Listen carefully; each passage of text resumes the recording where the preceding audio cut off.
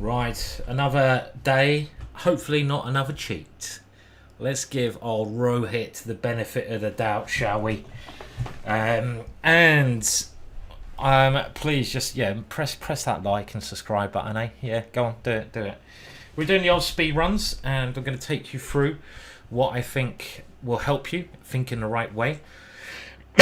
And I'm playing the modern opening again, which is a very exciting opening. I'm just changing my openings up a little bit at this level. It makes you think a lot more about different ways to play. And I'm now going to go into a Hippo, which is my general way of playing against this bishop c4 move. And I wouldn't necessarily recommend playing in this way, but it's a very easy way to play. So if you're the kind of player who doesn't want to learn a lot of theory, you've got other things going on in your life, like, a job, a wife, kids, those kind of things, maybe maybe other interests, how dare you, then this opening's not a bad one to play, especially when they can't go f4 or c4, as my opponent can't do here because he's got pieces in the way. And what you do, I'm just going to tempt the idea of going b5, see if I can make him go a4.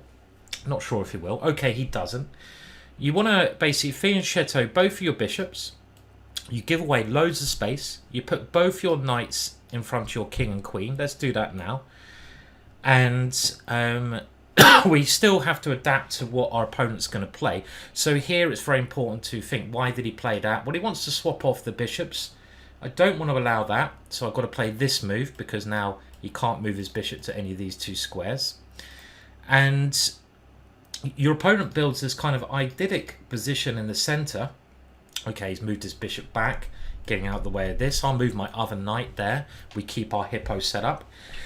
But it's very hard for white to come up with, and we're just continuing with the fianchetto, with a plan in the middle game. Because as soon as he moves one of these pawns, you have the option of capturing it or closing it down. And it's a very reactive position. This is the standard Hippo setup. And I quite like this setup. I play it a lot in big games against strong players. And for example, okay, this is one idea a lot of players play, but you're always reacting. So as soon as you get prodded, like on the right side, your left arm goes out. It's like the robot. You get prodded on the left side, your pawn next to it moves. You get prodded, the other pawn moves. So I'm getting prodded over here, and a standard way to meet this Harry attack is to just, there you go. And this happens in the central lot. When you get prodded, you move the other pawn, and you keep things very closed. And we now enter into quite a deep strategic battle in this kind of position we get here. So now that my opponent has committed his king, I'm looking at that area of the board, the queen side, and I'm going to just move this pawn because it's very normal to try to get the knight in behind these pawns. I can't do it over here, but my attention is definitely on the queen side now because that's where his king is. And I want to start maneuvering my pieces to better squares over there. So I think this helps me. I have ideas of the knight coming in to this square, and this is the way I often play these positions. But I feel that your king is very safe in the Hippo. It's very hard for white to open up the position. So if you like maneuvering battles, if you like keeping all your pieces on the board, if you like sort of stuff that requires some subtlety, then the Hippo could be something you like.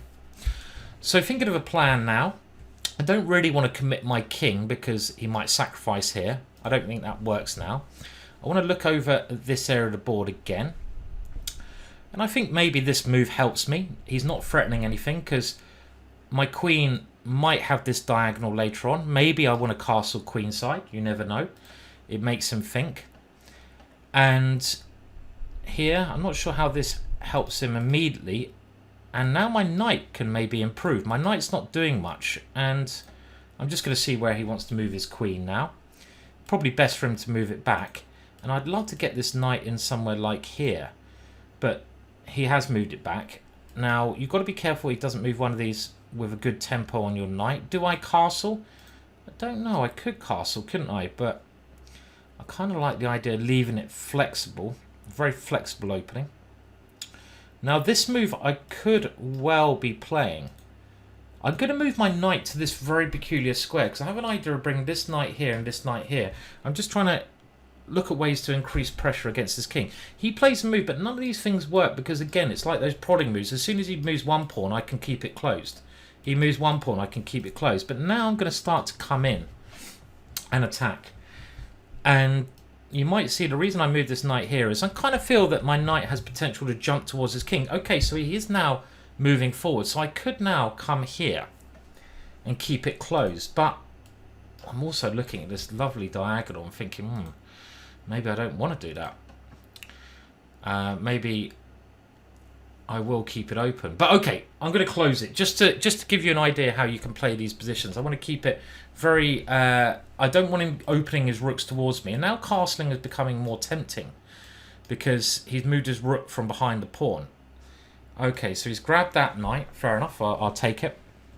And my queen, you can see how my queen could be useful here, coming over here. But even if I lose this pawn, I'm not necessarily worried too much because I do have open file to attack. But I think we shouldn't allow him to win that pawn easily. Let's make him move his pieces a little bit and fight for it.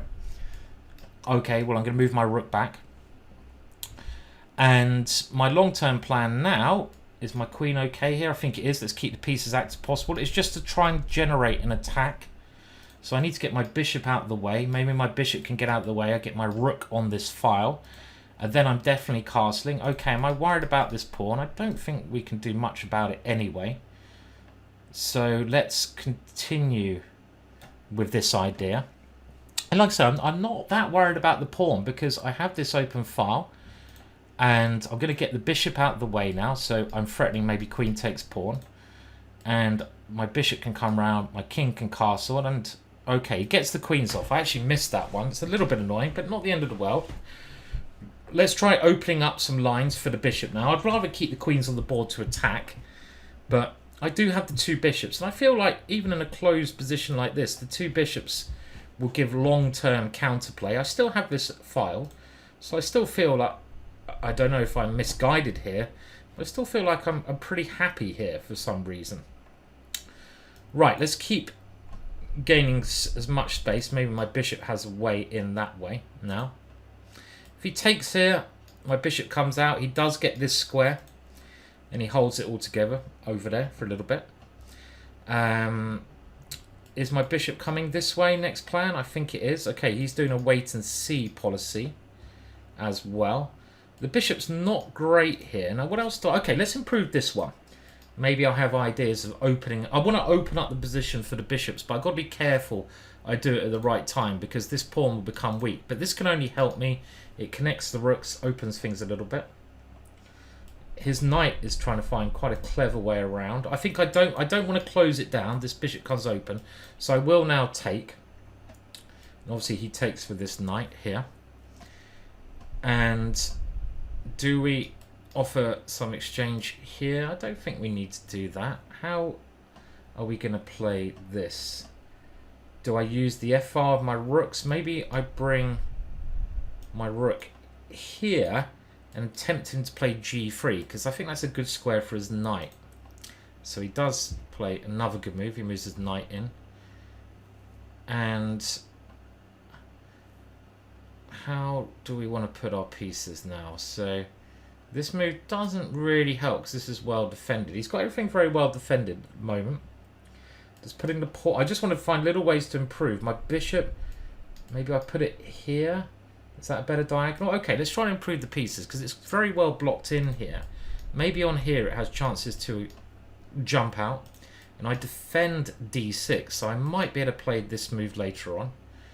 He's continuing with ideas. My bishop can always come back and defend. So just trying to improve my pieces a little bit at a time.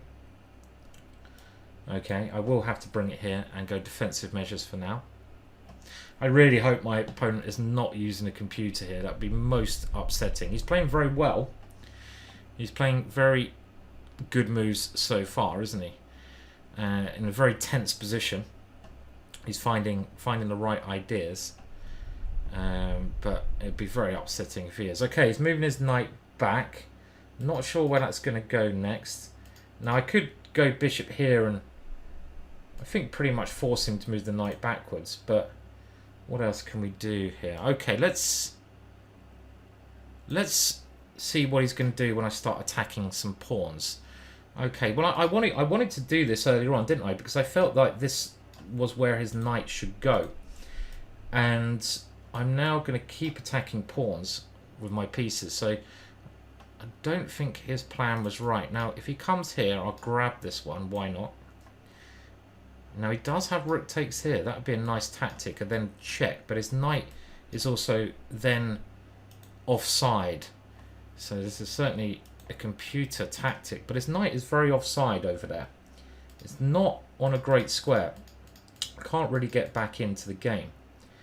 So let's keep him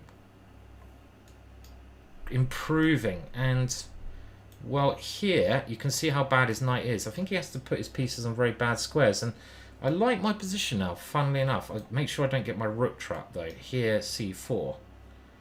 Could be trapping that rook. So let's bring the rook out the way.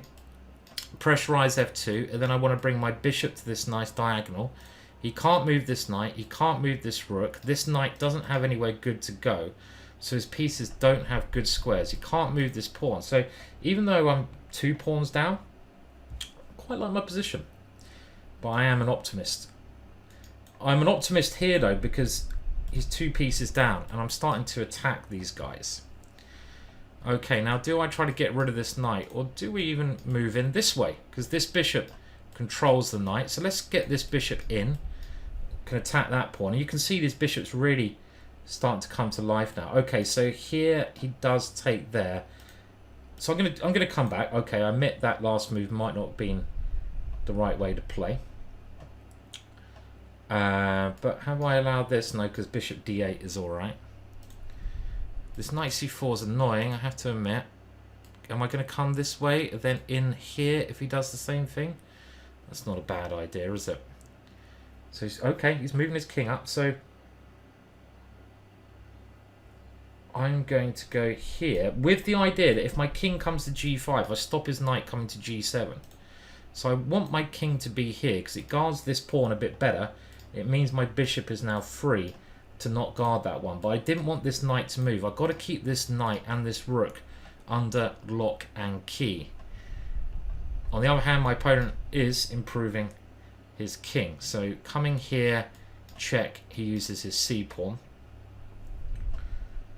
Now it feels like my bishop may need to improve now that I don't need to go down here. So this is a very annoying move for him because remember that knight was target number 1, but the other idea, bishop here, is nearly checkmate. Can you believe it? So these bishops really working their magic in a very subtle way. Okay, so he's had to lash out now, but this move is check because I placed my rook on a great square, and he's still left with these 2 pieces. Now I did maybe have other ways to win, but this way it is a lot nicer because these guys, and it's very strange actually, this little tactic, I mean clearly my opponent wasn't using the computer there. We'll have a look at it on the game review, but it was weird. It was quite a nice game. And the thing where my opponent went wrong, very tough games I'm getting at these levels, by the way. I can see how it's hard to jump to the next rating boundary. But my opponent actually went for this tactic, and this may have been the big mistake here. Because in actual fact, he does win a pawn when he plays this, but he's not looking that little bit further. And now he's got a dead piece for the rest of the game. And the computer is indicating that here he's a lot worse. He's a lot worse. That knight can never get back in the game. So even when you're looking at little tactics, you've got to concentrate on the activity of your pieces. And you've got to make sure you keep them as brilliantly placed as you can. Because had he not done that, his knight, well, is very nicely placed in the middle. And this is just a very unbalanced game around here. And he could even, I don't know if he's better around here, but I do always have faith in the 2 bishops. I do have an open line for my rook. So again, I think dynamically equal was okay. But my opponent didn't make too many mistakes, and it was a very tough game. Well played from my opponent for the majority, and I've run out of game accuracy because I'm such a tightwad. I don't even get that, so I will never know what his accuracy was. Wah, wah, wah. Come on, chess.com, give me a free game review. And the analysis, well, I think it will show we both made some slight errors, but nothing too much. Okay, do make sure you like and subscribe, as always. And yeah, and try to keep up this little series. We want to get to 2200. We will get to 2200. And hopefully you're learning as you join me on the journey.